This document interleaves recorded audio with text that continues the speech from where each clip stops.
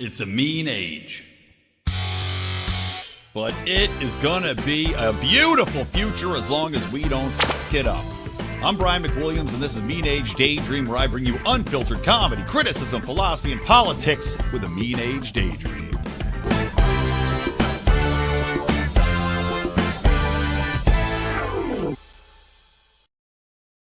What's up, buttercups? Welcome to another Mean Age Daydream with me, your host, Brian McWilliams, the greatest voice for liberty, freedom, and jokes about Meghan Markle and Harry, the Prince of Pustonia that has ever lived. Welcome to the show. Thank you for joining me and coming back here. I think I'm going to do a bonus episode, by the way, this week over at the Mean Age Daydream solo feed, because honestly, there was just so much for me to get into on this episode. Oh my God, I'm realizing my microphone cord has popped out. Apologies. There we go. Sorry, guys. Gotta love it when you start a live video and then realize that the microphone cord has popped out, but such is life. There we go. Should be fine now. But anyway, I'm going to do a Mean Age Daydream solo feed episode talking about Meghan Markle and Harry. Of course, Prince Harry has his new book that came out, Spare. If you don't know what SPARE stands for, well, it's because he's the spare heir. Because, you know, we should feel very sorry for this privileged little bitch.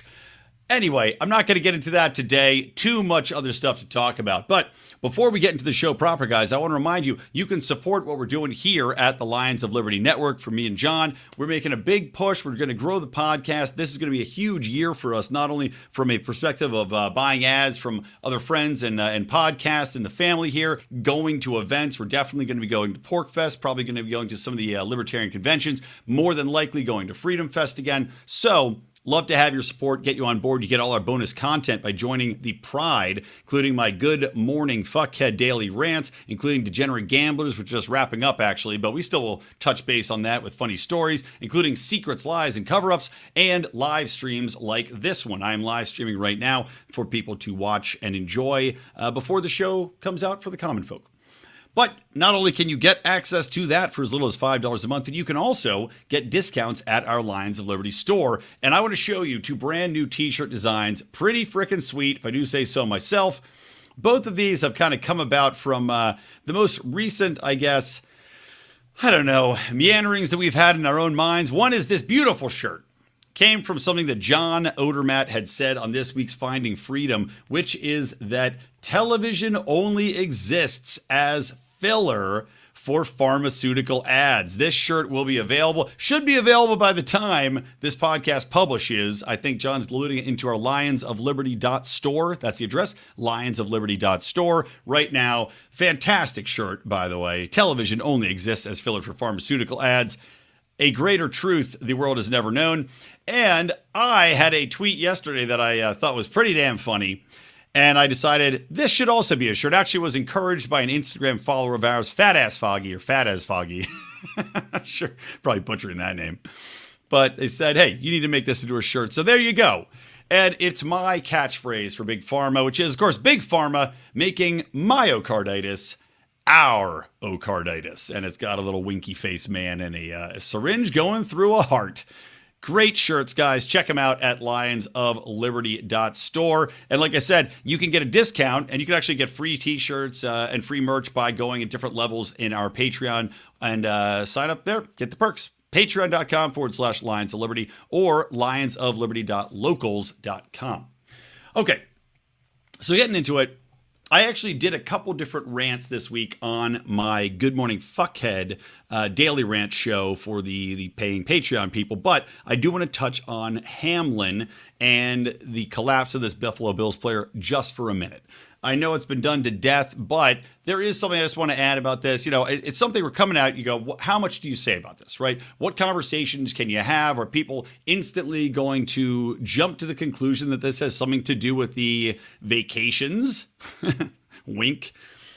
Or are they going to buy the mainstream narrative that this has come from this? And I'm blanking on the specific phrase, but it's basically blunt force, or actually usually it's very sharp force trauma to the heart.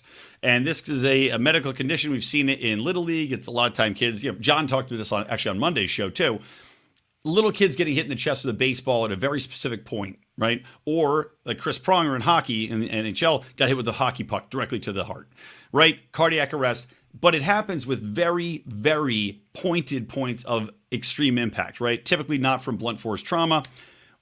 So the question is, why have we not heard more about bruising? Why have we not had a declaration from his people that this is definitively not anything to do with a vacation? Questions arise, right? So while you don't want to jump to conclusions, the way in which the media has run a smokescreen and was all hands on deck to try to say, and the Babylon Bee had a great tweet about this, saying, we don't know what the cause of this is, but it's definitely not that one thing, say experts and media. And that's really what it does seem to be coming down to, right? The media is going out of its way to say, well, it's not that one thing, right? Dr. Fauci, I'm not going to play the clip because every podcast in the space has played the same Dr. Fauci interview. But Fauci now went on TV and said, I don't think it's that, again, running cover for the vacations. I will say this.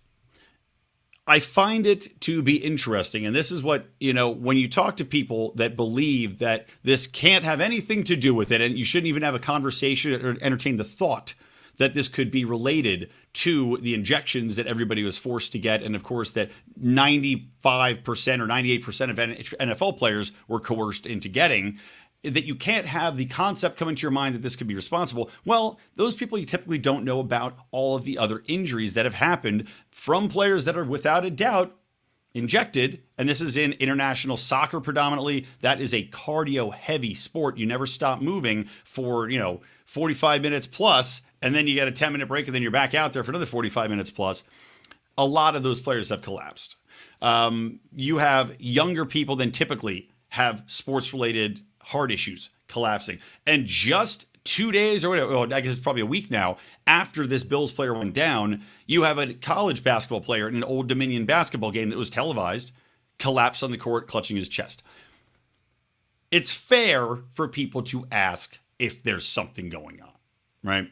And the fact that there is so much pushback immediately tells you more than a study coming out, honestly, about the effects of mRNA and heart issues. It says a lot just looking at the response. So anyway, that's that. I also thought just the fact that they canceled the games was ridiculous, but that's that. Second thing I just want to touch on early in the show, because again, I'm not going to be able to get too much into this, and I think I'll go into a little bit more on the solo show, is the situation over in Brazil. I was joking about how it cracked me up because you got the insurrection in Brazil going on, right? Where now it's the quote unquote democracy happened to elect Maduro, this guy who was in power in Brazil. Then Bolsonaro comes in, elected by the people, then gets pushed back out again, right? Oh, they voted for the old guy, despite the fact that the old guy was known for being the most corrupt and having ties to all of the most corrupt organizations in Brazil.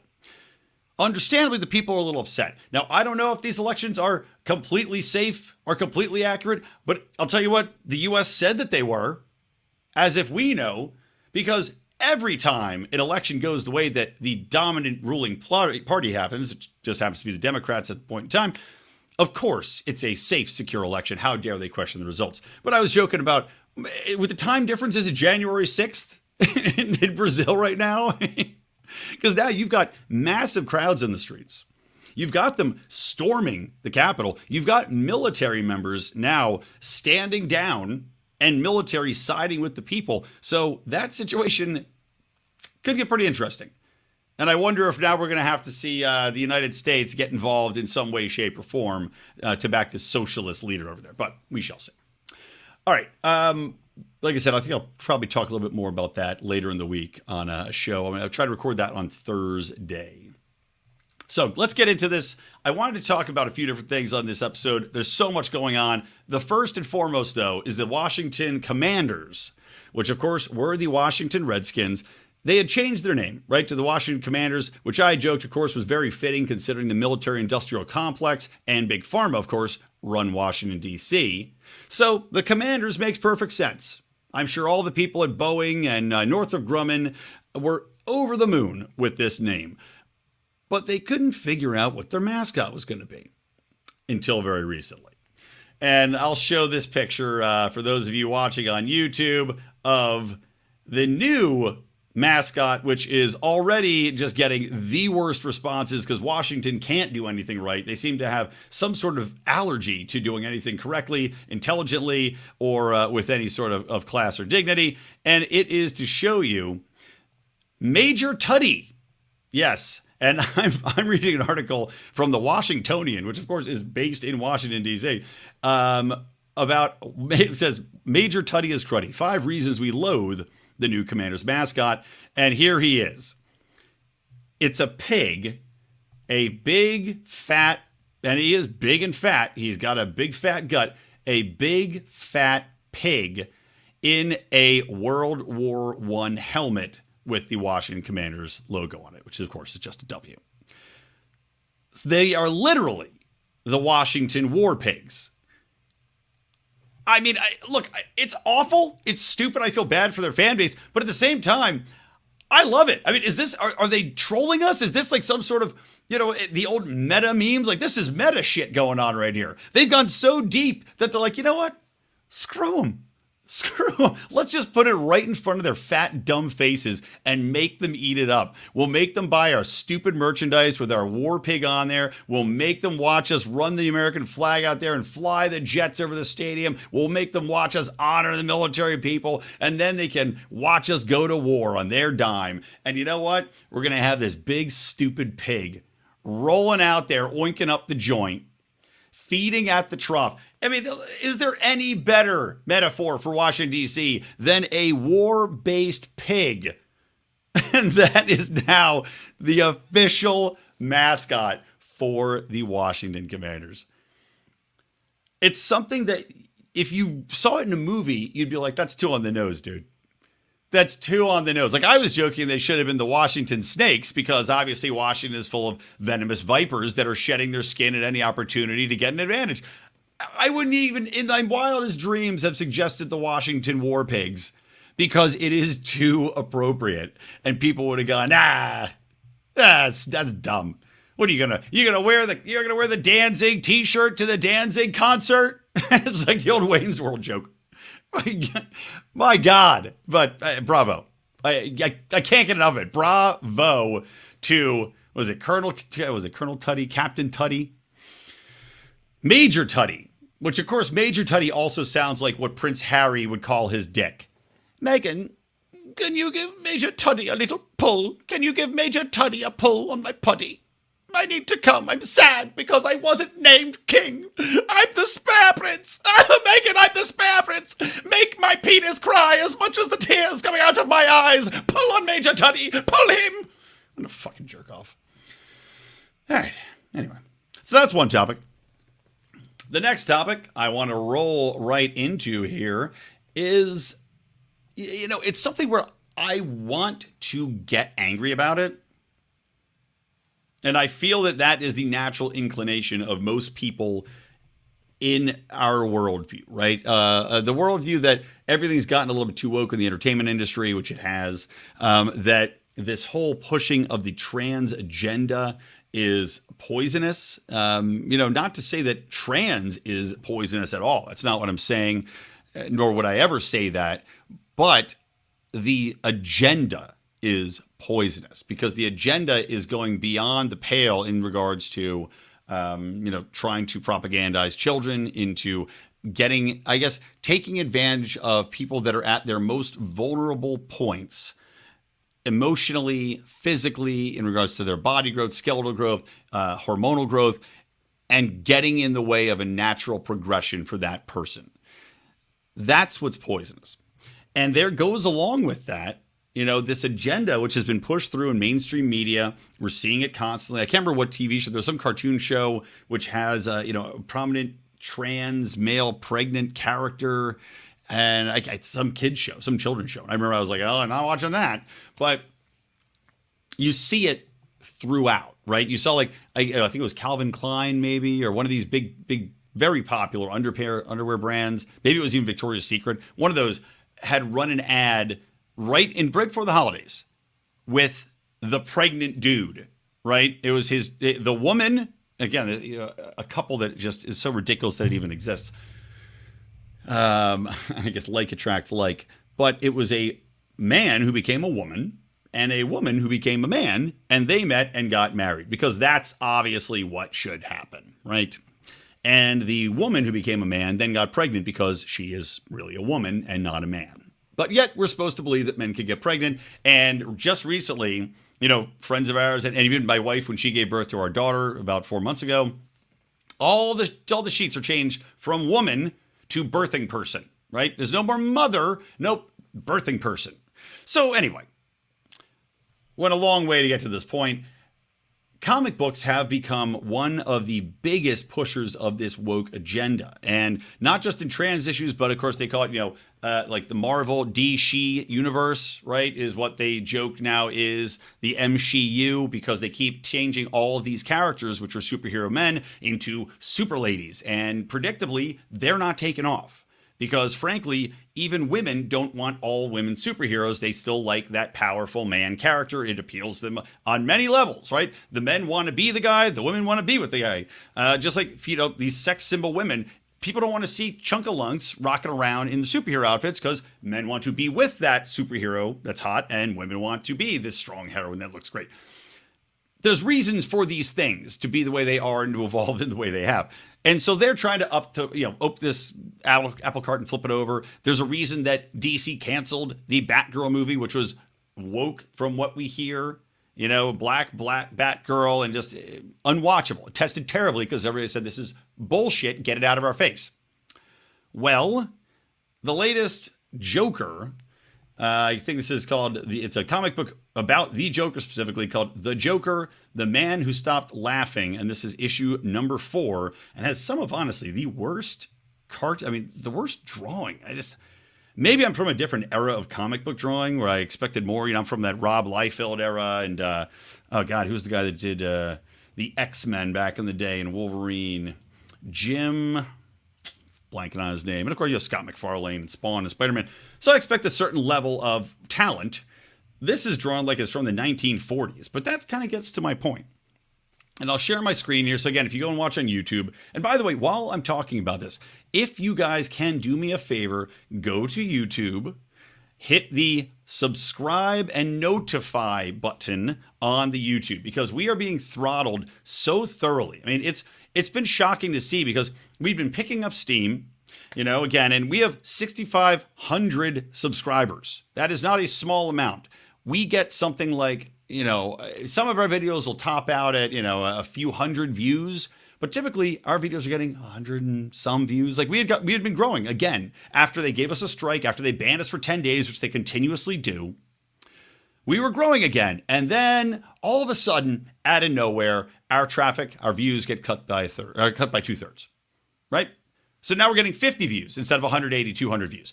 This is not a coincidence. We are being censored. We're being shadow banned. They are not giving people access to the content. They're not telling them the content's coming out. I need you to help us to combat the censorship that's going on by YouTube. So that means going to Rumble, subscribe to our page there. That means going to YouTube and hitting the notify button. There's a little bell. Please hit it. Otherwise, you're not going to see our content, because they will not let you see our content. That's the poisonous environment that we live in with big tech. That's why Twitter is so fucking refreshing. And I'm going to talk about Twitter, a Twitter victory, which sadly, where are the Fauci files? I thought I was going to be able to talk about the Fauci files tonight. All right, getting back to this topic. So the Joker, the man who stopped laughing. Now, I don't know if you can see that. I'll try to zoom in a little bit more, guys. But, oops, I zoomed out. That was dumb. So you can see the panels here. And it's got the Joker. He's turned around and he gets up and he goes in. He talks to a King Gorilla or whatever. He says, "Good morning, boys. What are we doing today? I was thinking of trying to sneak out onto the space shuttle." And the one goes, "Boss?" And then he looks down and he says, "Well, what have we here?" And he's pregnant. The Joker wakes up and he's fucking pregnant. And his little Joker sidekick says, "I think you're pregnant." Joker says, "I think we're right. I think you're right. Do we have a good OBGYN we use?" Now, I've read about this, right? This article goes into detail. I'm reading on Polygon.com. The thing about this is, right, the initial reaction, and this is the reaction that I want to have and that most people have and that Fox News writes about, is to say, what the fuck? Like, get this out of my face. I don't need to be propagandized more. I don't watch and read comic books in order to have you propagandize me with the trans agenda and push this. And I don't like the fact that kids read these comic books and you're trying to push this on them, right? That's the initial response. And yes, there is an aspect to that here. Just the fact that they're showing the Joker as a pregnant person, you could argue, is pushing that agenda, right? Is helping to condition kids and, impressionable people to accept a man being pregnant. Fair enough. However, having read comics for a very long time, having seen some of the comics that came out back in the 40s and 50s and 60s and 70s and 80s, because I used to collect them, I will tell you, this is all being made too much of. The actual story behind it is that the Joker ate a bunch of mud, a magic mud or something, a really stupid twist, and it turned into a little Joker mud baby in his belly that he then, by the way, vomits up, I think. I don't even think he actually gives birth to it. I think he throws it up. And it becomes a little Joker mud monster. That's the story. Now, I said, you can argue that this pushes the trans agenda. Fair enough. In my opinion, if this had happened in any of the previous decades, it would just be nothing. It would be considered another stupid side story in the comic book lore. They've done it a million times. I can guarantee you there are far dumber stories. I'm just going to live Google it. Male superhero get pregnant in comics. Let's just see if there's other examples of this, because I guarantee you there are. Comic books go through stupid shit all the time. Here's an example of a Starman or something. He's pregnant in here. All right, so let's say I'm just like scrolling through this to see if something comes up just with a man getting pregnant. Because again, it's something so goofy that I'm surprised if it hasn't done before. I'm surprised it hasn't, because it's just one of those things where you go, oh, they'll never see this coming. Yeah, I can't. This one doesn't have it. But again, if it was in the 80s, you just go, oh, what a stupid side plot. Do you see that comic book where the Joker got pregnant? It would actually be entertaining. If I'm being completely honest, if it was any other era, it would be an entertaining little twist. You go, how the hell is this? How does the Joker pregnant? This is bonkers. Get out of here with that Joker being pregnant. It would be entertaining. It'd be funny, especially to happen to the Joker. The Joker's going to be a parent. What a twisted world we live in. The fact that we're so attuned and hypersensitive to this is the only thing that makes this evil, in my opinion. That's just my take. You don't have to agree with it, but that's my take. Any other era, this goes under the radar just as, stupid comics being stupid comics. So there you have it. All right, next topic. I talked about Twitter, right? I talked about how we're being completely screwed on YouTube. Well, Twitter obviously has opened up. I definitely will say I have gotten more subscribers. My tweets are getting more interaction. Fabian Liberty still thinks that I am being shadow banned, and I think there's definitely a possibility to that. But it might just be because I curse a lot. And granted, the cursing probably also keeps down some of the views on this YouTube channel, but that should only apply to my show, not John's show, in which he doesn't ever curse. So again, the throttling being across the entire lines of Liberty Network shows pretty obvious. That being said, so Twitter, I saw a story come through the cycle, and it turns out this story is actually old. Stanford University put out a whole guide to, what you can and can't say. The language police got involved, and it was the same old kind of stupid crap that colleges have been doing, where you can't say crazy, and you can't say someone's a spaz, and you can't say this, and you can't. But again, innocuous terms that have lost all real meaning. And I talked about spaz before. Actually, I think I might have talked about this for a different university back, when it happened, like Princeton did or something. And in particular, talking about spaz, and somebody agree with me. It might have been Sean from our Lions on Locals community. They tried to police language, and they put out this document, which was specifically for the IT department at Stanford. And I was laughing to myself about Stanford because Stanford's so hard to get into. Like, I have my little, not little anymore. My brother-in-law, right? He's younger than me and younger than my wife by quite a bit. He was born way later than she was. Kid's a genius. He's got I don't even know, 1560 or 1580 SATs. He's the only kid to be accepted into this really prestigious astrophysics internship, the first high schooler ever. Didn't get into Stanford. Rejected from Stanford, right? Because he's white, number one. Because he, lives in LA, but predominantly because he's white. So he didn't get it. So despite his many accolades and being the first to accomplish all these things.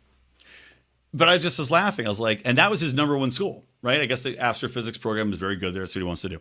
He gets rejected from the school that puts out idiotic dog shit like this, that apparently is accepting the best and the brightest kids that are complete morons that they want to condition with this trash. So I'm beyond happy that they rejected him. I think it's going to be the best possible thing that happened to him. And just the fact that they put this document out there, right? It got publication in like Fox News and, I'm sure the Daily Caller and all this other stuff covered it, right? Sure, like, Post Millennial probably wrote about it. But it also went viral on Twitter recently. It recently went viral. Now, it came out several months ago that they actually released the document. But they rescinded it.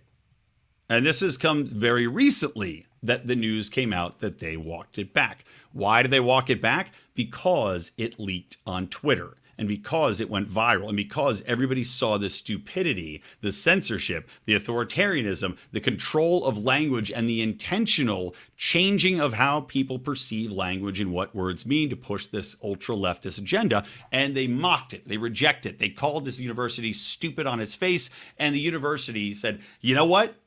We ain't winning this battle. But that's the power of Twitter. And that's especially the power of new Twitter, because new Twitter does not seek to push down those opinions that go against the ultra-left orthodoxy. Whereas before, that might have very well happened. And in fact, from what we've seen from a lot of the Twitter files, probably did happen. So now you're seeing the promise of Twitter. And this is what I've been talking about in regards to this for the last few weeks. The promise of Twitter is a real-time response from the population, a real-time slap down or congratulations in regards to real-life moves made by these massive organizations, where they're being held accountable immediately, where you're seeing the public square debate what's going on. And predominantly, this was mocked. Just like there was another thing, and this is back when old Twitter was still happening, but I guess it was just too powerful. They couldn't squash it fast enough. Back when it was like the Black history or African American portion of the Smithsonian put out a guide to white supremacy, saying that hard work was white supremacy, that being on time was white supremacy, that I don't know, all these different things, that trying hard to achieve was white supremacy, things that were so beyond insulting to every black person on the planet that it was so quickly slapped down by public response that they had to rescind it and apologize and everything else. That's the power of what we're seeing now. I just signed up for my Twitter. Twitter should give me a free subscription for the advertising I'm going to give them right now. I signed up for my Twitter Blue. It's $11 a month. Do I feel like spending $11 a month on Twitter? Fuck no, I don't. But at the same time, I spend $11 a month on all sorts of stupid shit. I probably accidentally, wink, hit OnlyFans accounts for $11 a month and then forget about them until I go, what the hell is this? Drunk things you do. So $11 a month, I'm willing to put my money where my mouth is, and I'm willing to put my money where my freedom of speech is. And this is literally, Twitter is where my mouth is. That's where most of my thoughts are shared. Otherwise, I'll post them in the Lions Liberty Pride. I'll post them on Facebook here and there. But Facebook, again, is so throttled in regards to who sees what. I don't even like to go there much anymore. I know from our Lions of Liberty account, like I was talking to Matt and Terry Kibbe, who were on the show last week, about, they said, why didn't you tag us on Facebook? I said, because our Facebook doesn't get any views. We live stream to a Pride members, because the Pride members, it's a private group. They can all see it and watch it. But our main Lions of Liberty account, you post something on there, 20 people see it. We have thousands of followers. Thousands of people have liked that page. I'm sure, I think we have like 8,000, 9,000 people that follow that page. 20 people see a post. 20. That's clear censorship. Now, you can pay to get those views, but I'm not going to pay to get Facebook views. I don't want to give my money to Facebook. I'll give my money to Twitter, because Twitter is giving me exposure. It's allowing me to voice my opinion, and it's not throttling me. And I'm not going to lie, I like the fact that I can edit the tweets up to like 48 hours or something. When I hit send, it goes, all right, you got a chance to stop if you don't want to send this. And I did that once. I was going to tweet at this asshole who was crowing about diamond dying. And I said some really horrible tweet. And I said, I don't want to go. I don't want to be that guy and go down this road with this dickhead. But yeah, do you see those demons? Demons crowing about diamond dying. Yes, Libertarian Podcast Review says I have a dirty mouth. It's true. It's true. So, point being, you're seeing the potency of Twitter now and why these people were so afraid of Elon Musk taking over. Why you saw academia, why you saw mainstream media, why you saw government talking about, writing about, warning you about the horrors that were about to come from Elon Musk taking over Twitter. They were telling you that because they wanted you to run away from Twitter because they're opening up the world. Elon Musk has opened up the world of accountability, of real-time response, and of actual truth coming out in response to a lot of these idiotic policies. And that's what these people are afraid of. Speaking of, next topic. I should have like a fucking like that, like PTI, mail time. Have a little interstitial there. New Jersey schools, all schools in New Jersey, will now teach a course on media literacy to K through 12. Now, what does that mean, you might ask? Well, I'll tell you exactly what that means because I talked about this and I showed a little clip about this when little potato boy, little piglet potato, the first baby war pig, Brian, what's his face? Oh, I can never remember his fucking name. The guy from CNN. Brian, now that he's out of my life, I've forgotten his last name. Good. I hope he fades away. I hope he fades like Marty McFly, man. Wouldn't that be awesome if that fat little turd was just sitting at Christmas dinner and then he slowly started to fade away right in front of everybody's eyes? Well, anyway, whatever his name was. The chunk from CNN's, reliable sources. He did a whole episode where he went to a school to crow about this program that all the major mainstream media outlets had put together and sponsored about media literacy. And the target of the program was to go into schools and teach kids to tell the difference between real news, wink, and fake news on social media. What is that? Okay, that's what all this is a propaganda campaign to get them to watch mainstream media, to not question narratives. What New Jersey has now gone and done is formalize that into a official program signed into law by Governor Phil Murphy to fight, quote unquote, misinformation. All public schools teaching media literacy to K through 12. Let me ask you this. What are they going to teach a kindergartner about media literacy, by the way? Kids, don't believe what you see on Maggie and Steve and Maggie. Don't believe what SpongeBob's saying. Like, what are you possibly going to teach K through 12? Other than, hey, there's only one real narrative. There's only one source of truth, and that's Big Daddy government.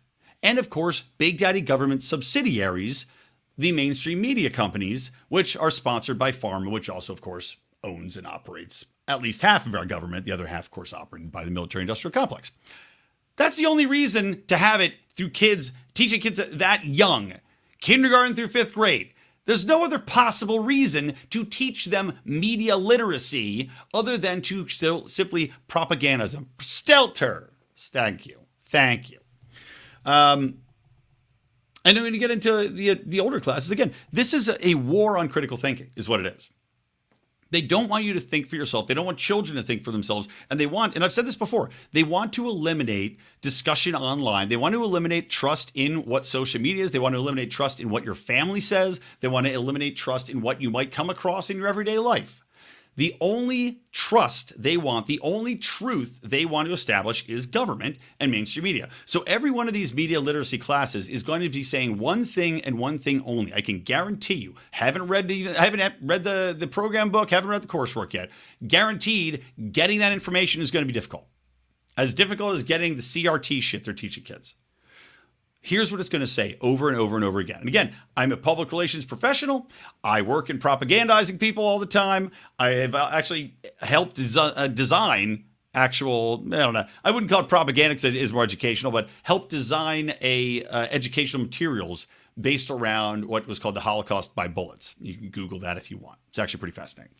But it will hammer one and one thing only. And that is that when you're talking about social media, most of the time it is going to be misinformation, and you need to cross-check with a mainstream, quote-unquote, reliable source. That's what's going to be parroted. That's what's going to be hammered into these kids' heads time and time and time again, so that they don't question, they don't critically think about anything. Instead of critically thinking, instead of weighing the options and information they have at their disposal, instead of looking at social media, trying to get into a discussion or finding information on their own, they want them to default into the mode where they will go to a mainstream media source to quote-unquote fact check. Now, what have we seen in the mainstream media as far as fact checking over the past 5 years?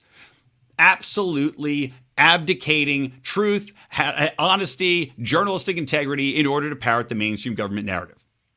Every fact check that you saw put on any social media post in regards to COVID, in regards to mRNA, in regards to vacations, in regards to efficacy, in regards to death rates, in regards to cause, in regards to who is most susceptible, was slapped with a misinformation little marker, which of course made it so that it was either impossible to see, made it so that it was, and even if it's not impossible to see, made it so that instantly people come across your post and they go, well, this can't be true. It's got a misinformation marker on it telling me to go visit the CDC's website.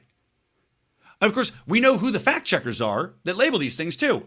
Stooges that work for big pharma, big government, and big media. Activists. So they're going to tell you not to trust social media and to check your sources. That is criminal. Now, granted, the people of New Jersey are not exactly the smartest cookies when it comes to who they vote for, but maybe this will wake them up when they find out what the kids are doing. Next thing I want to talk about real quick, and then we'll wrap it up with some conversation about this IRS stuff that's been going on. So, Biden administration and they've not formalized it because they're not suicidal, but just floated the idea that they would ban all gas stoves in the coming years. Hold on, let me get a sip of this. I got a little scratchy throat. So they want to ban all gas stoves in the coming years. Now, this got pretty immediate backlash, not just from people on the right, not just from sane people, but also some people on the left. Thing is, number one, there's no good reason to do this. To say climate change, to say that we have to get off of a reliance on fossil fuels is buttfuck retarded. Number one, as I've said this a million times, we don't have an energy grid that can support a pure electric anything. Gavin Newsom famously has said that California, we're going to get all electric vehicles. And as Thomas Massey and others, and myself, and Alex Epstein have pointed out, we don't have a grid that can handle that. We don't have a grid that can handle 2 refrigerators in every household being plugged in at once, let alone 2 electric cars charging on top of all the other appliances that we have that use electricity all the time. Fossil fuels are the only reliable backbone. Talk about a reliable source. That's the only reliable source we have that can provide enough electricity to power what we have currently, let alone if you try to double that.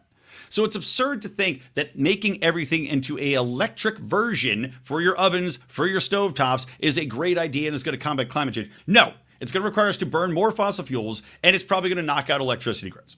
But that's not the real thing here even, right? Climate change, it's all claptrap to get to what? More control, naturally, but also crony capitalism. Who benefits, right? That's what we always have to ask. Who benefits from this?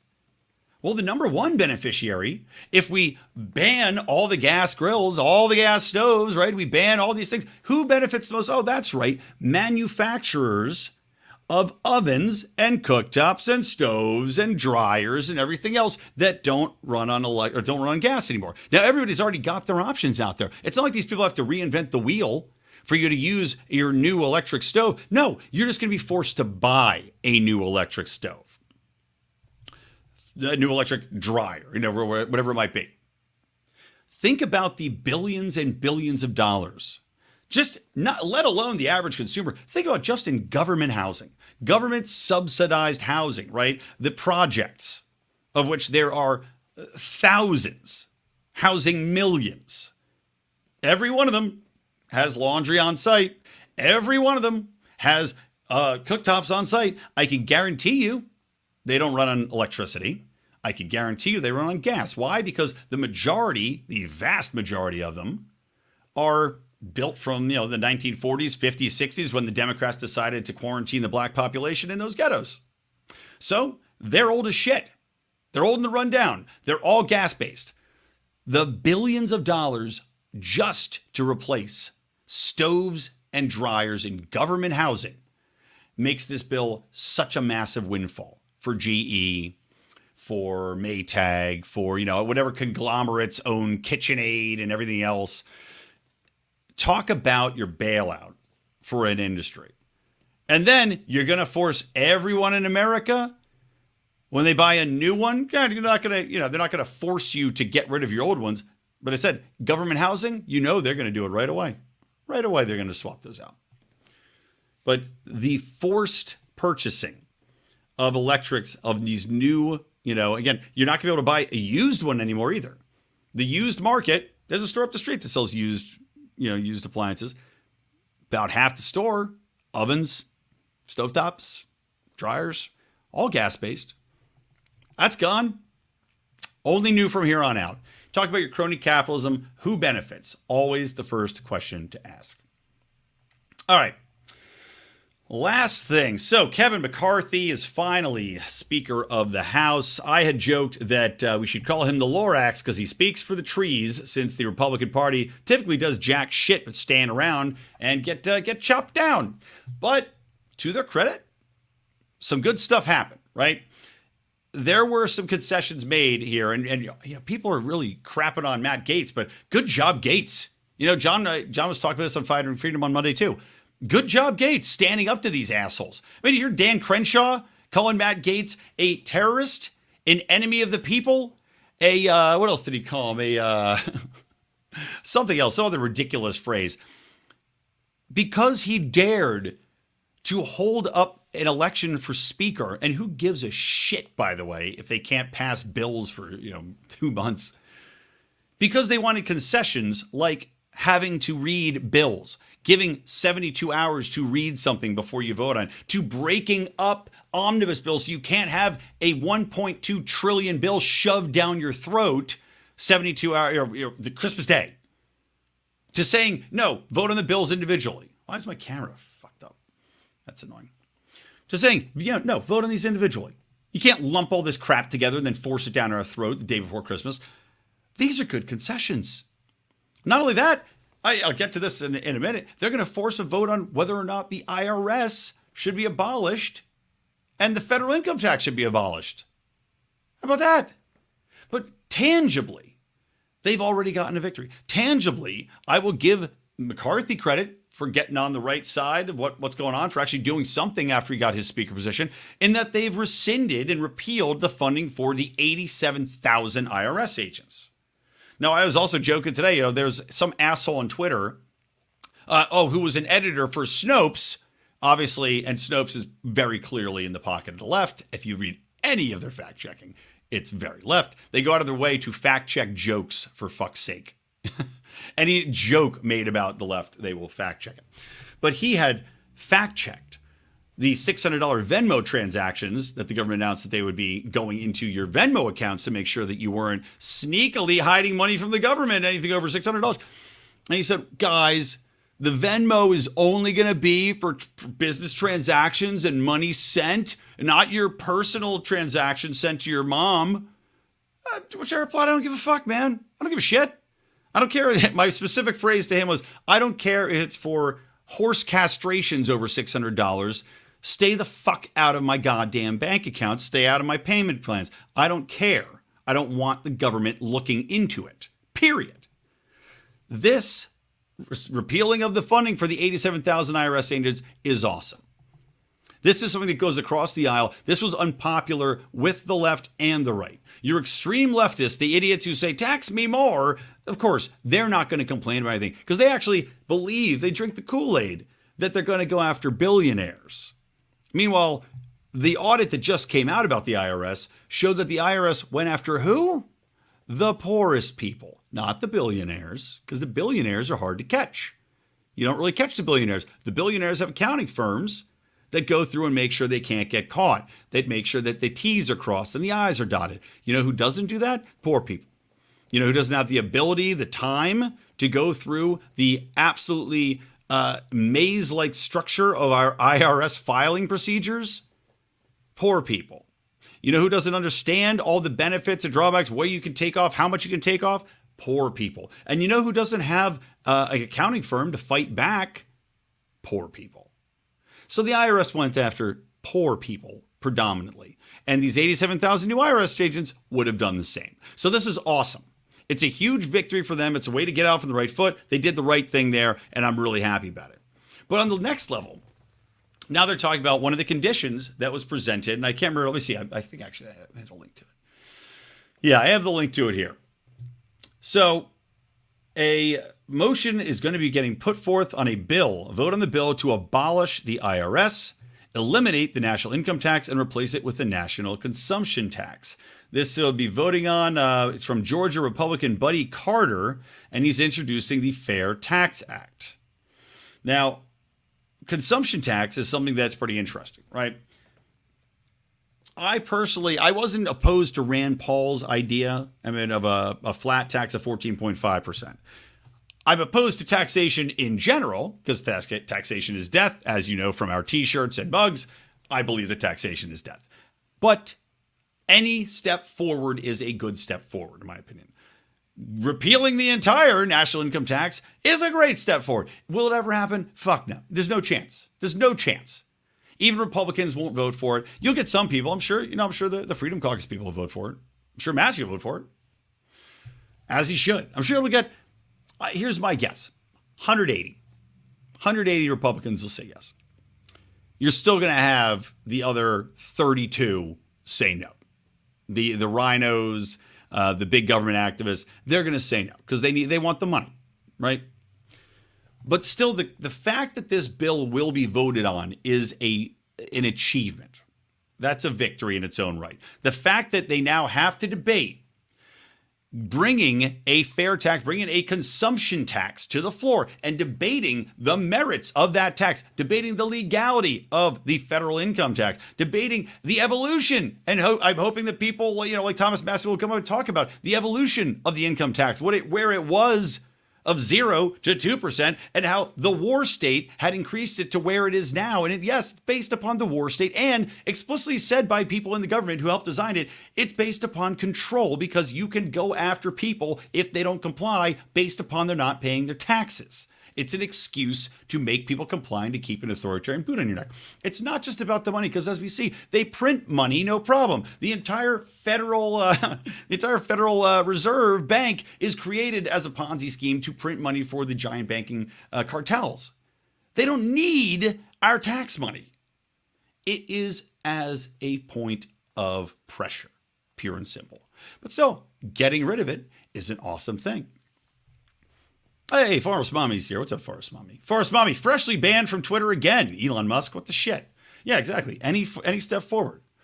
And again, having the discussion is so vital. And maybe it'll pass. I doubt it. But maybe it'll pass. But the fact that you have a conversation now about the benefits of a consumption tax. Okay. Number one, by the way, if it did pass and we did have a consumption tax, you would learn very quickly just how much the billionaires do pay. Because people that are rich do pay a hugely disproportionate amount compared to poor people. And it is wild when you actually look at the numbers. But of course, they'll say, well, they have to pay their fair share, even though their fair share is, 4,000 times what the average person makes in a year just in taxes. But, a consumption tax, great. I love it. Rein in the spending, rein in the annual budget, make it based upon what people use, what they're spending their money on. I love it. Bring it on. Massive step forward. Have the conversation. I'm excited to see what's going to happen about it. This might be like an NFL game, though. McCarthy and the Republicans, they've got their game plan drawn up, just like in the NFL games. You come out, you look good for the first series, you score a touchdown, and then you're like, what the fuck do we do now? You got people running into each other. Guys are falling over from cardiac arrest based on mRNA. Yeah, people have heart attacks on the field because now the playbook's falling apart. Not to joke about Hamlin. I know, guys. Yeah, too soon? It's probably too soon. But still, I like the opening plays that the Republicans are running so far with control of the House. All right, guys, that's going to wrap it up for us here. I want to remind you guys, please do go give us a 5-star review and a write-up if you can be so kind on an Apple, on iTunes, on Stitcher, wherever you're listening. Please do give us a review and a write-up. It means a lot. It does help promote the show. Same thing, Mean Age Daydream solo feed. I'm going to have a show later this week on that. Please give that a write-up. Please go subscribe to that YouTube. Reminder, hit the notification buttons on our YouTube page, please. I beg of you. We are being throttled so severely, it's the only way you're going to see what we're doing. Please go. And also, please support us on Patreon. Huge thank you for that. Otherwise, guys, I want to play you a song from Jinx Inc. And this is a banger, man. This is from our buddy Tyler Colford, and AKA known as Crypto Man, longtime supporter of our show. Great guy. Actually has run for Libertarian office in his hometown, and just a magnificent man and a unbelievably talented rapper. So I'm going to play this. This song is called Usurp. It is off of the new album by Jinx, Jynx Inc. Check it out. You're going to love it. Otherwise, from me, Brian McWilliams from the Lions of Liberty Network, from Mean Age Daydream, keep those electric eyes on me, babe. Keep that ray gun to my head. Peace. You're crazy. I'm crazy, deranged, insane in the membrane. That's why I'm the governor. Can't tell me a damn thing. Even if you are big brother, you ain't the boss of me, simply put. But apparently we're seeing differently. Cause your point of view, I don't see. Must be your legacy to be helping on supremacy. Mental robbery of intellectual property. Nobody wanna win this when you're doing me dirtily. Now I got all eyes on me while I lead the insurgency. Mainstream, big screen, all seen, folks clean, wise screaming, to dear life, learn life, telling life, feels right, into the bright light. You serve the power of the people, to serve the cowards and the sheeple. Dogs waiting for the masters to return, only gonna see the rashes after they burn. You serve the power of the people, to serve the cowards and the sheeple. Dogs waiting for the masters to return, only gonna see the rashes after they burn. Smoking mirrors, I'm sniffing lines of barfed on the block for the profit. Ain't really